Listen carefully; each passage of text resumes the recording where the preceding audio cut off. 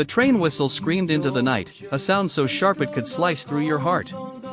I stood on the platform, gripping a crumpled ticket, my boots soaked from the rain that wouldn't stop falling. Everyone else had boarded, their faces blurred behind foggy windows, but I couldn't move. This wasn't just a train ride, it was my last chance to fix everything I'd broken.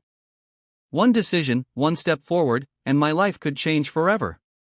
Or I could stay here, frozen, and lose her for good. What would you do if your whole world hung on a single moment? The platform was nearly empty now, save for a flickering street lamp and the echo of my own heartbeat. My name is Eli, and I'm 32, but I felt 100 years old standing there. The ticket in my hand was for a train to Willow Creek, a small town I hadn't seen in 10 years. It was where I grew up, where I fell in love, and where I left her, Clara, without so much as a note. I'd been running ever since, from job to job, city to city, thinking distance could bury regret. But it doesn't. It just grows heavier, like a stone in your chest. Clara's letter arrived 3 weeks ago, out of the blue. Her handwriting hadn't changed, neat, looping, like she was still the girl who used to slip notes into my backpack in high school. Eli, I'm getting married, it said. But I need to see you. One last time. Please come. No anger, no blame, just those words that hit like a punch. She was giving me a chance to make things right, or maybe to say goodbye for good. I didn't know which scared me more. The train's engine rumbled, impatient.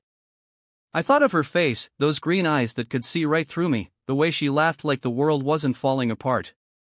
We were 22 when I left. I told myself I was chasing a dream, that I'd be a musician, make it big, and come back for her. But dreams don't pay bills, and pride keeps you from admitting you're drowning. So I stayed gone, too ashamed to face her after I failed.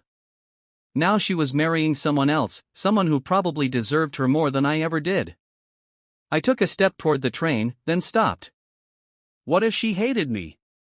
What if seeing her happy without me broke me for good?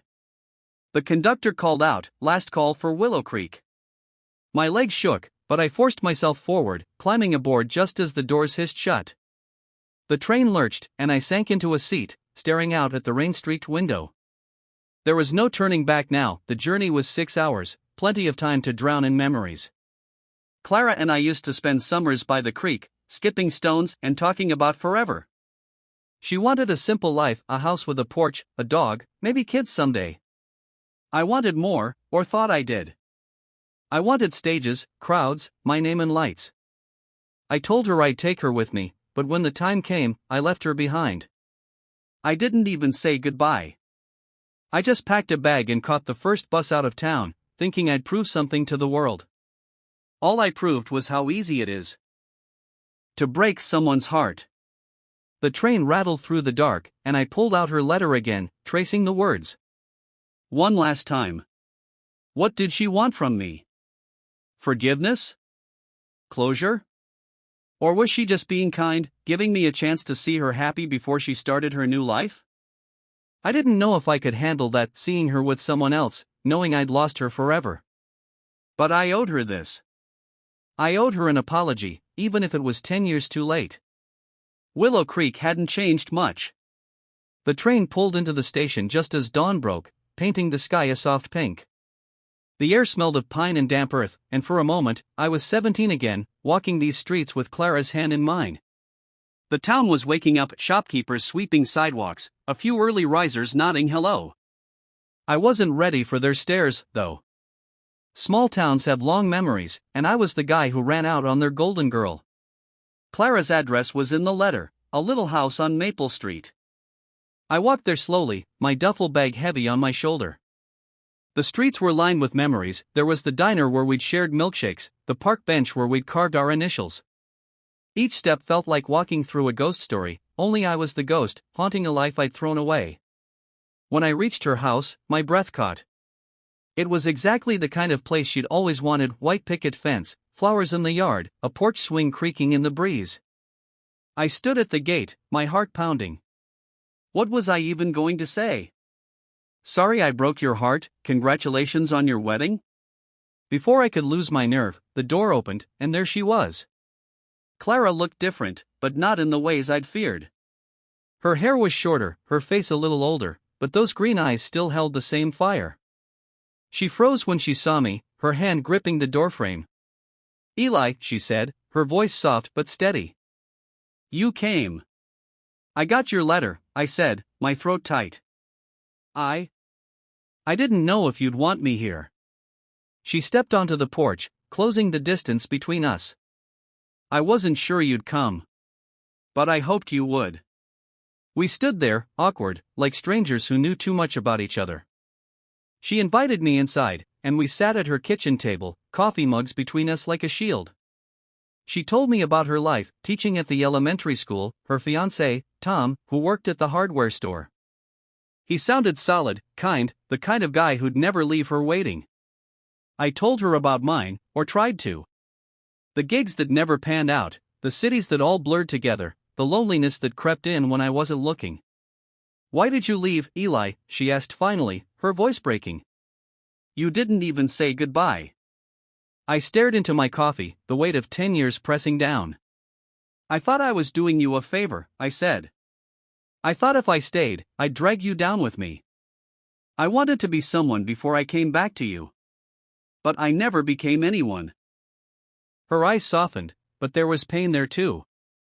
"You were already someone to me," she said. "I didn't need you to be famous. I just needed you." Those words cut deeper than I expected. I wanted to tell her I was sorry, that I'd give anything to go back and choose her instead of my stupid dreams. But before I could, the front door opened, and a man walked in. Tom, I assumed. He was broad-shouldered, with a warm smile that faltered when he saw me. Clara introduced us, and I shook his hand, feeling like an intruder. He was polite, but I could see the question in his eyes. "Why are you here?" That night, Clara asked me to meet her at the creek, the one we used to call ours. It was raining again, just like the night I'd left town. I found her under the old willow tree, her coat pulled tight against the chill. She didn't look at me right away, just stared at the water rushing by. "I'm not marrying Tom," she said finally, her voice barely above a whisper. "I called it off last week." I froze, my heart stuttering. "Why?" She turned to me, her eyes wet, not from the rain. "Because I needed to know if I was running from something too. I loved you, Eli. And when you left, it broke me. I spent years trying to forget you, trying to build a life that didn't hurt. Tom's a good man, but he's not you. And I needed to see you to know if there was still something here." I didn't know what to say. Part of me wanted to grab her, tell her I'd never leave again. But another part, the part that had spent a decade running, knew I didn't deserve her trust. "Clara, I'm not the guy you loved anymore," I said. "I'm a mess. I don't have a job, a home, anything to offer you." She stepped closer, her hand brushing my arm. "I don't care about that. I just need to know if you're still the guy who'd fight for us." We stood there in the rain, the world blurring around us. I wanted to be that guy, but I didn't know if I could. I'd spent so long running from failure that I didn't know how to stop. But looking at her, I realized something. The biggest failure wasn't my music or my dreams. It was letting her go. "I don't know if I'm enough," I said, my voice cracking. "But I want to try. For you. For us." She didn't say anything, just stepped into my arms, and we held each other as the rain fell. It wasn't a promise of forever, but it was a start. A chance to rebuild what I'd broken. The next few weeks were a blur of small steps and big fears. I stayed in Willow Creek, renting a room above the diner and picking up odd jobs at the hardware store, Tom's store, which was awkward at first, but he was kinder than I deserved.